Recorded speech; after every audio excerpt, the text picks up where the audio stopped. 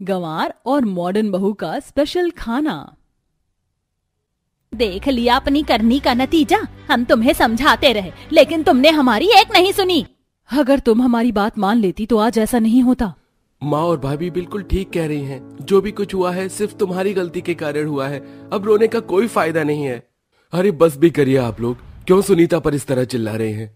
हमें कोई शौक नहीं है इसे डांटने का, लेकिन इसकी हरकत से तू भी वाकिफ है ना।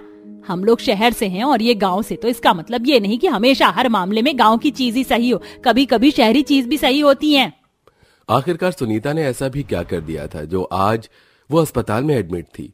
सुनीता की किस गवार हरकत की वजह से आज उसकी ऐसी हालत थी जिसके चलते सभी लोग उसी पर इतना गुस्सा कर रहे थे? आइए इसे जानने के लिए कहानी में थोड़ा पीछे चलते हैं। अच्छा हुआ मैंने खाना बनाने के लिए मॉडर्न किचन अप्लायंसेस ऑर्डर कर दिए। इस ग्राइंडर में कितनी जल्दी मसाला पिसता है और ये 4 स्टोव वाले इंडक्शन पर एक साथ में कितनी सारी चीज बन जाती है। और ये वेजिटेबल कटर कितना यूजफुल है। अब तो मैं 1 किलो भी प्याज काटूंगी तब भी आंसू नहीं निकलती हैं। सबके लिए इस न्यू लेटेस्ट जूसर मशीन में जूस भी बना देती हूँ। कल्पना शहर की एक मॉडर्न बहू के साथ साथ खाना बनाने के लिए भी कल्पना महंगे और मॉडर्न अप्लायंसेस का इस्तेमाल कर रही थी। क्या बात है बहू, तू 1 घंटे पहले किचन में गई थी और 1 घंटे में तूने इतना सब कुछ बना लिया। ये कटलेट, पनीर टिक्का, मलाई कोफ्ता। अरे माँ जी, ये तो मेरे मॉडर्न तरीके से खाना बनाने का नतीजा है। चलिए अब जल्दी से खाना खाइए वरना ठंडा हो जाएगा। भाभी ठंडा होगा नहीं, हो गया। देखो ना सारा मलाई कोफ्ता बर्फ जैसा ठंडा हो गया है। मुझे तो इसे गर्मा गर्म खाना था। अरे तो देवर जी इसमें इतना परेशान क्यों हो रहे हैं? मैं अभी इसे जल्दी से माइक्रोवेव में गर्म करके लाती हूँ। कल्पना सब्जी माइक्रोवेव में रख देती है और कुछ सेकंड्स में ही मलाई कोफ्ता गर्म हो जाता है। ऐसे ही कुछ दिन गुजर जाते हैं। सुधा कुछ दिनों के लिए अपने गांव बिलासपुर आई होती है, जहां वो अपनी बचपन की सहेली ममता से मिलती है। ममता की तबीयत अब काफी ज्यादा खराब रहने लगी थी। मुझे मेरी बिल्कुल भी फिक्र नहीं है, बस अपनी सुनीता की फिक्र होती है। कल को अगर मुझे कुछ हो गया तो मेरी सुनीता का क्या होगा? बड़ी भोली है बेचारी, इसके हाथ भी पीले नहीं हुए हैं। तू परेशान मत हो, तेरी सुनीता मेरी बेटी जैसी है। वैसे भी मैं अपने विनीत के लिए लड़की देख रही थी और तेरी सुनीता को मेरे बेटे से अच्छा लड़का नहीं मिल सकता। मैं तेरी सुनीता को अपने घर की बहू बनाना चाहूंगी। कल्पना की बात सुनकर ममता काफी खुश होती है, जिसके बाद अब ममता सुनीता और विनीता का रिश्ता तय करके शहर आ जाती है और सारी बात सभी को बताती है। लेकिन माँ जी, सुनीता बिल्कुल गांव देहात से है। क्या वो हमारे रहने के तौर तरीके, यहाँ की चीजों के बारे में अच्छे से समझ पाएगी? जब तो जैसी जेठानी हो तब भला किसी भी देवरानी को फिक्र करने की क्या जरूरत है। कुछ दिनों में सुधा सुनीता को अपने घर की बहू बनाकर ले आती है और आज सुनीता के ससुराल में पहली रसोई की रस्म होती है। कल्पना सुनीता को रसोई में लेकर आती है, जिससे सुनीता ने आज तक सिर्फ मिट्टी के चूल्हे पर खाना बनाया था। उसके लिए मॉडर्न अप्लायंसेस से भरा मॉडर्न किचन दुनिया के 8वें अजूबे से कम नहीं था। अरे भाभी, ये आप हमें रसोई घर में ही लेकर आई हो ना? किसी का कमरा तो नहीं है ये? अरे सुनीता, रसोई और कमरे में फर्क होता है। अब बिना बेड का तुमने कभी कोई कमरा देखा है? ये हमारा रसोई घर है। इसे शेल्फ में सारे मसाले रखे हैं और ये इंडक्शन, हमारे घर में इंडक्शन पर ही खाना बनता है। सब्जी वगैरह फ्रिज में रखी है। मैं बाहर ही हूँ, कुछ जरूरत हो तो पूछना, ना हो पाए तो मुझे बुला लेना। कल्पना बाहर चली जाती है। ये कैसा रसोई घर है? कुछ भी समझ नहीं आ रहा है। मैं एक काम करती हूँ, पहले चूल्हा ही जला लेती हूँ। सुनीता इंडक्शन को तो चालू कर देती है, लेकिन उस इंडक्शन से बिल्कुल भी फ्लेम नहीं निकल रही थी। जिस बात से अनजान सुनीता की अब गैस जल चुकी थी। सुनीता इंडक्शन पर अपना हाथ रख देती है, जिससे उसका हाथ जल जाता है। सुनीता की चिल्लाने की आवाज सुनकर कल्पना भागते हुए रसोई में आती है। ओह गॉड सुनीता, तुमने अपना हाथ कैसे जला लिया? ये कैसा डिब्बा है? बिल्कुल आग की तरह खिल रहा है। डब्बा नहीं, इंडक्शन है। मैंने तुम्हें अभी तो बताया था, शहर में ज्यादातर लोग इस पर ही खाना बनाते हैं। ये छोड़ो, किसी और दिन कर लेना अपनी पहली रसोई की रस्म। मैं तुम्हें दवाई लगा देती हूँ। गांव की रहने वाली गवार सुनीता को वो मॉडर्न रसोई बिल्कुल भी रास नहीं आती। 3 से 4 दिन गुजर गए थे, लेकिन सुनीता ने अभी तक अपनी पहली रसोई नहीं की थी। आज सुनीता जैसे ही अपने बाथरूम से नहाकर निकलती है कि तभी वो देखती है कि उसका बाथरूम लगभग उसके कमरे जितना बड़ा है, जिससे सुनीता को एक आइडिया आता है और वो जल्दी से आंगन से 3-4 ईंट उठाकर अपने बाथरूम की दीवार के सहारे उन ईंटों से एक चूल्हा बना लेती है। बन गई मेरी रसोई। अब बनाऊंगी मैं अपना देसी खाना। इतने बड़े कमरे को इन लोगों ने गुसल खाना बना दिया है। अरे इतनी सी जगह चाहिए होती नहाने के लिए, सारी जगह खाली पड़ी है, तो उसका इस्तेमाल क्यों ना करूं? सुनीता बाथरूम में बैठकर खाना बनाने लगती है कि तभी नीचे हॉल में बैठी सुधा और कल्पना को ऊपर वाले कमरे से धुआं आता नजर आता है। अरे कल्पना बहू, ये अचानक रसोई के अंदर से धुआं कैसे निकल रहा है? धुआं तो आ रहा है और ये तो सुनीता का कमरा है ना। कल्पना सुधा भागते हुए सुनीता के कमरे में जाते हैं तो देखते हैं कि सुनीता बाथरूम में ईंट का चूल्हा बनाकर उस पर खाना बना रही है। सुनीता बहू, ये तू क्या कर रही है? बाथरूम के अंदर खाना बना रही है? अरे ये माँ अन्नपूर्णा होती है और तू इसका इस तरह अनादर कर रही है। जब घर में रसोई है तो तुझे बाथरूम में खाना बनाने की क्या जरूरत पड़ी? माँ जी, ये शहरी रसोई मेरे पल्ले नहीं पड़ती, मुझे नहीं आता इसमें खाना बनाना। देखा नहीं उस दिन मैंने कैसे अपना हाथ जला लिया था? इसका मतलब ये थोड़ी ना है कि तुम बाथरूम में खाना बनाओ। मैं हूँ घर में तो तुम्हें खाना बनाने की कोई जरूरत नहीं है। जब भी कल्पना अपनी मॉडर्न रसोई में मॉडर्न तरीके से खाना बना रही होती है तो वो सुनीता को अपने साथ ले जाती है। अरे भाभी, आप तो बिल्कुल धड़ धड़ धड़ धड़ खाना बना रही हैं। ये सब क्या चीज है? जो भी है बड़ी बवाल है। इसे मिक्सर कहते हैं। इसमें 2 मिनट में मसाला पिस जाता है और इसे फ्रिज कहते हैं। इसमें बचा हुआ खाना और सब्जियां रखते हैं जिससे वो खराब नहीं होते। जब भी मैं खाना बनाऊंगी तो तुम ऐसे ही रसोई में आ जाना और मुझे खाना बनाते हुए देखना। धीरे धीरे तुम भी सीख जाओगी। सुनीता हमेशा देखती थी कि सब कल्पना के बनाए हुए खाने की तारीफ करते थे, इसलिए आज सुनीता आंगन में मिट्टी और गोबर से एक चूल्हा लीपती है। वहीं मिट्टी के कुछ बर्तन बनाकर उसमें खाना बनाने लगती है। खाना बनाते हुए सुनीता बिल्कुल भी साफ सफाई का ध्यान नहीं रखती थी। आटा गूंथते हुए बार बार मक्खियां उस आटे पर भिनभिना रही थीं। कटी सब्जियों पर ढेर सारी धूल लग गई थी। सुनीता ने चावल भी ठीक तरीके से नहीं धोए थे। मेरे हाथ का गांव का देसी खाना खाकर उंगलियां ही चाटते रह जाएंगे। आज तो मैं माँ जी से बख्शीश लेकर ही रहूंगी। सुनीता अपने गवार के तरीके से बने हुए खाने को जैसे घर में सब लोग खाते हैं। ये तूने क्या बनाया है? कितनी अजीब सब्जी है ये 11 साल का बच्चा भी तुझसे अच्छी सब्जी बना लेगा। और क्या, तुमने चावल बनाने से पहले उन्हें साफ नहीं किया था। चावल वाला कीड़ा है मेरी प्लेट के अंदर। तुमने कितनी गंदी तरीके से खाना बनाया है सुनीता। तारीफ मिलने की वजह सुनीता को सबसे डांट मिलती है। सुनीता के इस तरीके से खाना बनाने पर कल्पना उसे काफी समझाती है। सुनीता, मैंने तुमसे पहले भी कहा था और अब फिर कह रही हूँ, तुम्हें खाना बनाने की कोई जरूरत नहीं है। मैं खाना बना सकती हूँ। तुम जिन मिट्टी के बर्तनों में खाना बनाती हो, पता है वो मिट्टी कितनी ज्यादा गंदी है। अरे जो कुम्हार लोग मिट्टी के बर्तन बनाते हैं वो भी साफ मिट्टी के बर्तन बनाते हैं। और ये सब क्या है? सारा खाना बनाने का सामान तुमने यूं ही गंदी पन्नियों में रखा है। बर्तन ठीक से नहीं धोती हो। इतनी गंदी तरीके से खाना बनाओगी ना तो इसे खुद खाकर बीमार पड़ जाओगी। अपनी ये गवारों वाला खाना बनाने की कोई जरूरत नहीं है। खबरदार, जो मेरी खाने को गंवार खाना कहा तो शहर के लोग मरते हैं हमारे गांव के खाने को, और आप गंवारों वाला खाना कह रही हो। दोनों बहुओं में काफी ज्यादा बहस हो जाती है। कल्पना सुधा को काफी समझाती है लेकिन सुनीता किसी को सुनने को तैयार नहीं थी। जहां एक तरफ मॉडर्न बहू कभी रेडी टू ईट, कभी अपने किचन के मॉडर्न अप्लायंसेस, तो कभी बाहर से शेफ को बुलाकर मॉडर्न तरीके से खाना बनाती है और बनवाती है, वहीं गवार बहू अपने गवार तरीके से ही गंदे तरीके से खाना बनाती, जिसे घर में कोई चखना भी पसंद नहीं करता। और गवार बहू को खुद ही गवार खाने को खाना पड़ता। हर रोज की तरह सभी लोग डाइनिंग टेबल पर बैठकर खाना खा रहे थे। वहीं सुनीता गवार हरकतें दिखाते हुए जमीन पर बैठकर पूरे हाथ में चावल सब्जी लगाकर खाना खा रही थी। तभी अचानक सुनीता चावल का एक बड़ा सा कंकर निगल जाती है, जिससे उसे गले में काफी दर्द होता है। मेरा गला। सुनीता, तुम ठीक तो हो ना? सभी लोग सुनीता को अस्पताल लेकर जाते हैं, जहां डॉक्टर के ट्रीटमेंट पर सभी को सारी बात पता चलती है। सुनीता का गला अंदर से काफी छिल चुका था, इसलिए सभी सुनीता पर काफी ज्यादा गुस्सा करते हैं। पहले तुमने बाथरूम में खाना बनाया, फिर आंगन में जाकर धूल मिट्टी गंदगी में। मैं तुम्हें समझाती रही लेकिन तुमने मेरी एक नहीं सुनी।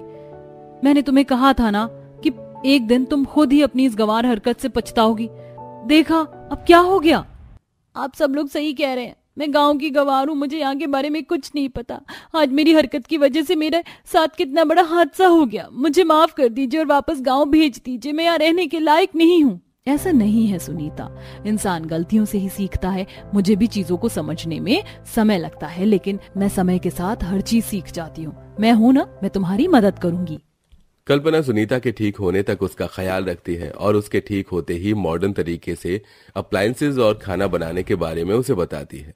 कुछ महीनों में अब सुनीता कल्पना की तरह ही मॉडर्न और साफ सुथरा खाना बनाना सीख जाती है। अब्दुल जी अभी तक आए क्यों नहीं अम्मी? रोजा खोलने का वक्त हुआ जा रहा है। टोक मत लगा बहू, हो सकता है कि आज इफ्तारी का सामान बिक रहा हो इसीलिए देरी हो रही है। अल्लाह करे आज तो मेरा बच्चा खूब कमाई करके लौटे। रजिया अभी ऐसे बोल ही रही थी कि तभी उन्हें रेडी की आवाज आई और फिर मुंह लटकाए रजिया का बेटा अब्दुल घर में आया। हाय अल्लाह, अब्दुल जी क्या हुआ? नगमा बाहर रेडी पर से केले ले आओ और वही आज की इफ्तार में काट लो। भैया क्या हो गया, आज भी बिक्री नहीं हुई क्या? अब्दुल ने नूर की बात का कोई जवाब नहीं दिया और वो जमीन पर आकर लेट गया। जब रजिया ने उसे छूकर देखा तो उसे तेज बुखार था। या अल्लाह, मेरा बेटा तो गर्म तवे की तरह बुखार में तप रहा है। एक दिक्कत खत्म नहीं होती जो दूसरी आ जाती है। अभी तो तेरे अब्बा के इलाज के लिए ही पैसे चाहिए थे, अब तो भी इकलौता कमाने वाला बिस्तर पर पड़ जाएगा। रजिया की बात सुनकर सभी घर वाले टेंशन में आ गए और उन लोगों ने बस पानी और केले से ही रोजा खोल लिया। रजिया एक गरीब औरत थी जो अपने घर में अपनी बहू, बेटी, पोती, बेटा और पति के साथ रहती थी। रजिया का बेटा गलियों में फल बेचने का काम करता था। उसका बाप बीमार था, अब्दुल की कोई खास कमाई नहीं होती थी और अब तो अब्दुल भी बीमार पड़ चुका था। अम्मी, मैं अब्दुल की दवाई लेने जा रही हूँ। इफ्तार हो गया है तो अब डॉक्टर साहब मिल जाएंगे। वो सब तो ठीक है मेरी बच्ची, लेकिन मुझे तो कल की फिक्र हो रही है। अभी तो तेरे अब्बू पड़े हुए थे, अब अब्दुल भी पड़ गया। अब हमारा गुजारा कैसे चलेगा? चिंता मत करो अम्मी, जिनका कोई नहीं होता उनका अल्लाह है। कल से मैं फल बेचने जाऊंगी। नहीं बेटा, कैसी बात कर रही है? तेरी छोटी सी बच्ची है, तू कैसे जा सकती है? अम्मी मजबूरी सब करवा देती है। रूमी का ख्याल घर में नूर रख लेगी। अब अब्दुल जी की जगह मुझे ही लेनी पड़ेगी। अगर तू नहीं मानती तो तू इफ्तारी बेच लेना, लेकिन मेरी भी शर्त है, मैं भी रोजाना तेरे साथ ही सामान बेचने जाऊंगी। नगमा अपनी सास की बात पर राजी हो गई। रमजान के दिन थे। आज का दिन भी इसी तरह से बीत गया और अगले दिन नगमा और रजिया दोनों फलों की रेडी लेकर निकल गईं और एक मोहल्ले में जा पहुंची। बहू, मेरे बच्चे ने उधार पैसे लेकर ये इफ्तारी बेचने का काम शुरू किया था, लेकिन अल्लाह को भी न जाने क्या ही मंजूर है। सारे फल काले पड़ गए, लेकिन जमा भी वापसी नहीं आई। अम्मी हार मत मानो, आज हम दोनों ये रेडी लेकर निकले हैं तो थोड़ी सी बिक्री तो हो ही जाएगी। नगमा ऐसे बोली रही थी कि तभी रेडी पर एक गरीब औरत आई। बहन, ये केले कैसे दिए? 20 रुपए दर्जन। मेरे पास तो बस ये हैं, क्या इनमें ये आ जाएंगे? जी ये लीजिए। नगमा ने उस औरत को केले दिए। ऐसी वो मोहल्ले में खड़ी हुई थी जिससे उनकी थोड़ी सी बिक्री हो गई और वो शाम के वक्त अपने घर पहुंची। भाभी पता है, रूमी ने मुझे आज बड़ा तंग किया। माफ करना नूर, मैंने तुम्हें परेशान कर दिया। कोई बात नहीं भाभी, वैसे कुछ बिक्री हुई? हाँ हुई। अम्मी, मैं क्या सोच रही थी कि आज जो बिक्री हुई है वो उतनी नहीं है जो हम वापस से फल बेचने को खरीद पाए, इसलिए कल हम छाछ, फुल्की यानी कि दही बड़े बेचने चलेंगे। इफ्तार में काफी लोग वो खाते हैं। नगमा की बात पर रजिया ने सोच समझकर हामी भर दी। फिर क्या था, अगली सुबह नगमा ने छाछ, फुल्की बना ली, जिनको लेकर दोनों सास बहू सुबह से शाम तक एक मोहल्ले में बेचने को निकल गईं। काफी देर तो उनकी बिक्री नहीं हो पाई, लेकिन फिर मोहल्ले से एक औरत उनकी रेडी पर आई। अरे वाह, अब तुम दोनों ने छाछ फुल्की बनाकर बेचनी शुरू कर दी। बड़ी अम्मा, मुझे 200 रुपए की छाछ फुल्की दे दो। अच्छा बेटा, देती हूँ। अरे इफ्तार में इतनी छाछ फुल्की कौन खाता है बहन? इफ्तार नहीं, मैं तो ये सहरी तक के लिए ले रही हूँ। सहरी में इसी के साथ चावल उबाल दूंगी तो सभी का काम हो जाएगा। वैसे आइडिया तो अच्छा है, पर सहरी में इतनी मेहनत नहीं करनी पड़ेगी बहना। मुझे भी 100 रुपए की दही फुल्की दे दो। उन दोनों औरतों की बात सुनकर मायूस नगमा और रजिया का मन खुश हो गया और उन्होंने उन्हें दही फुल्की बेच दिए। कितना अच्छा हो अगर इफ्तारी की तरह सहरी में भी कोई ऐसे ही खाने की चीज बेचने आ जाए, हम सभी की मेहनत बच जाएगी। ऐसा ही कहा। वो दोनों औरतें ऐसे ही बोलती हुई चली गईं, जिसको सुनने के बाद रजिया और नगमा को भी आइडिया आ गया। अम्मी, कैसा हो अगर हम यहाँ सहरी में भी आकर ऐसे ही कुछ खाने का बेचने लगे? वैसे भी सहरी में वक्त से उठना और काम कर पाना मुश्किल होता है। सोच तो मैं भी यही रही हूँ, क्योंकि इस वक्त हमें पैसों की जरूरत है तेरे ससुर और शौहर के इलाज के लिए। ठीक है बहू, मैं आज ही पैसों का जुगाड़ कर लेती हूँ, फिर हम आज इफ्तारी के वक्त घर जाकर सहरी के लिए कुछ बना लेंगे। रजिया ने जैसा बोला वैसा ही किया। वो इफ्तारी बेचकर अपनी बड़ी बहन के घर गईं, जहां से उन्होंने कुछ पैसे और उधार लिए और फिर वो घर आकर नगमा से बोली, बहू अब तू बता कि सहरी में हम क्या बेचने जाएं? भाभी, अम्मी, अब आप दोनों सहरी में भी काम करोगी? हाँ नूर, क्योंकि अब दिन रात की मेहनत ही हमारे हालात बदल सकती है। अम्मी बिरयानी ले चलते, बिरयानी सभी को अच्छी भी लगती है तो शायद वो बिक जाएगी। रजिया को भी बिरयानी का नाम सुनकर बिरयानी का आइडिया ठीक लगा, जिसके बाद दोनों सास बहू ने आधी रात को बिरयानी बनाई और रात के 3 बजे वो उसी मोहल्ले में बेचने आ गई। टन टन टन टन टन टन, बिरयानी ले लो बिरयानी। अरे ये शहरी में कौन बिरयानी बेचने आ गया? अरे बहन, कौन है जो भगोना बजा रहा है? पता नहीं, चलो चलकर देखते हैं। मोहल्ले से 2-4 औरतें शहरी में नगमा और रजिया की बिरयानी की रेहड़ी पर आ गईं। अरे आप तो वही दोनों हैं जो इफ्तारी बेचने आती हैं। अब आपने शहरी में भी काम शुरू कर दिया, चलो अच्छा ही है। आज मेरा वैसे भी कुछ बनाने का मन नहीं था बहन, मुझे 2 किलो बिरयानी दे दो। जी हाँ, देती हूँ। नगमा से एक एक करके सभी औरतों ने बिरयानी ले ली, जिसके बाद वो घर चली गई। लेकिन अभी भी नगमा की बिरयानी बच गई थी। अम्मी, अभी भी काफी बिरयानी है, लेकिन अब तो सहरी का वक्त भी खत्म होने वाला है, तो चलिए इसे घर ही लेकर चलते हैं। कल को बिरयानी के साथ थोड़े से कबाब बनाकर ले आएंगे तो और अच्छी सहरी कट जाएगी सबकी। ठीक है बहू, अभी घर चलेंगे। पहले तू इसी बिरयानी में से थोड़ी और प्लेट में निकाल ले, हम यहीं सहरी कर लेंगे, नहीं तो घर जाते जाते वक्त खत्म हो जाएगा। रजिया और नगमा ने वहीं पर सहरी की और फिर वो घर गईं, जहां उन्होंने देखा कि दरवाजे पर अब्दुल खड़ा हुआ था। मना किया था ना मैंने अम्मी कि ऐसे रात को मत जाना। फिर अब्दुल जी, अभी टोक ना लगाओ, अल्लाह ने कोई तो राह दिखाई है, बस चलने दो। नगमा ने ऐसे बोलकर बात को खत्म कर दिया। अगले दिन शहरी में बेचने को रजिया कबाब का कीमा लेकर आई। जो कुछ पैसे बच पाए उन्हें उसने गुल्लक में डाल दिया और एक पतीला बिरयानी बनाई। पर कबाब बनाते बनाते ही 3 बज गए, जिसके बाद अम्मी जल्दी चलिए, आज तो हमें देर हो गई। चल रही हूँ बहू, ठीक से नींद ना लेने से शरीर दुख रहा है। नगमा और रजिया किसी तरह रेडी को लेकर मोहल्ले में पहुंची, जहां जाने के बाद सिर्फ 1-2 आदमियों ने उनसे सहरी ली। अम्मी, आज हम लेट ही हो गए, सभी ने अपने घर में ही बनाकर शायद सहरी कर ली है। कल से हमें और जल्दी आना होगा। वो तो सही है बहू, लेकिन मुझे ये बता कि अब इस बिरयानी और कबाब का क्या होगा? ये सुबह के वक्त में सब्जी मंडी में बेच आऊंगा, वहां काफी मुसाफिर आते हैं तो वो खा लेंगे। अब्दुल जी, आप यहाँ? हाँ, मुझे तुम्हारी फिक्र हो रही थी तो मैं यहीं आ गया। अब्दुल रजिया और नगमा के साथ ही अपने घर गया, जिसके बाद सुबह के वक्त बिरयानी और कबाब अब्दुल ने बाजार में बेचे और सहरी के लिए आज नगमा ने दाल चावल तैयार किए। नूर, अगर ये जागे तो इसे दूध दे देना, हम जा रहे हैं। आजा बहू, देर हो रही है। दोनों सास बहू 2:30 बजे घर से निकल गईं और 3 बजे तक मोहल्ले में सहरी बेचने चली गईं। अरे भाई, आज दाल चावल लाई हो? हाँ, मुझे लगा बिरयानी होगी। लाओ, जो लाई हो वही दे दो। नहीं बहन, अच्छा किया तुमने जो आज दाल चावल ले आई, बिरयानी रोज रोज कौन खाए। ऐसे ही आज वक्त से पहुंच जाने की वजह से नगमा और रजिया ने अच्छी कमाई की। ऐसे ही सिलसिला चलते चलते अब रमजान का आखिरी हफ्ता भी पूरा होने आया था। आज 26वीं सहरी थी, जिसके लिए दोनों सास बहू तैयारी कर रही थी। अम्मी, पूरे रोजे होने आए हैं, हमने अपनी बचत को बस जोड़ा है और जमा को काम में लिया है। कुछ पैसों से इफ्तारी आ जाती है तो हमारे पास काफी पैसे जुड़ गए हैं, क्योंकि अब्दुल जी भी काम करते हैं। तो मैं सोच रही थी आज बिरयानी ही सहरी में बेचने चलेंगे। ठीक है बहू। रजिया भी नगमा की बात पर राजी हो गई और फिर से वो दोनों आज सहरी में बिरयानी बनाती हैं और बिरयानी बेचने को घर से निकल गई। हमेशा की ही तरह आज भी उनकी अच्छी सेल हुई। सहरी में बिरयानी लेने आज इतने लोग आए कि पतीला ही खाली हो गया।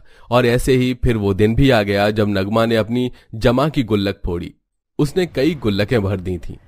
अम्मी, मेहनत तो बहुत थी, लेकिन हमारी बचत भी ऐसी ही हुई है। देखो तो सही, पूरे 2 लाख रुपए जुड़ गए इन 10 गुल्लक के अंदर। अब तो ईद पर अच्छे अच्छे कपड़े बनाएंगे। मैं तो पाकिस्तानी सूट लाऊंगी। लेकिन सबसे पहले हम बाबा का इलाज करवाएंगे। नगमा की बात सुनकर रजिया और नूर बस मुस्कुराने लगी। बस फिर क्या था, नगमा और रजिया ने खूब अच्छे से अपने परिवार के साथ ईद की शॉपिंग की और उन्होंने अब्दुल्ला का भी इलाज करवाया और फिर वो सभी खुशी खुशी रहने लगे।